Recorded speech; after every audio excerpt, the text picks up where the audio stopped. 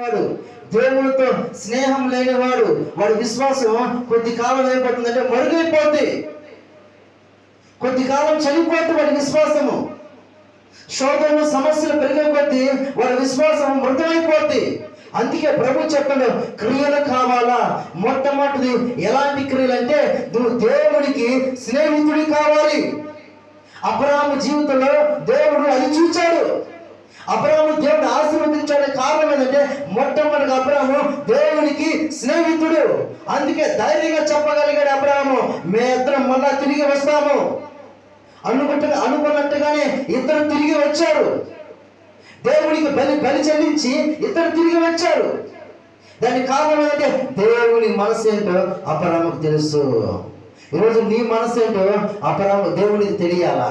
దేవుని మనసు ఏంటో నీకు తెలియాలంటే నువ్వు దేవునికి స్నేహితుడి కావాలి. అప్పుడే దేవునికి ఉన్న ఆలోచనలు గ్రహించగలుగుతావు. దేవుడు ఏం మాట్లాడబోతున్నాడు, దేవుని ఆలోచనలు ఏ విధంగా ఉంటాయి, ఫలానా విధంగా ఉంటాయి, నువ్వు గ్రహించగలుగుతావు. దాని ప్రకారం నువ్వు నడుచుకోగలుగుతావు, జీవించగలుగుతావు.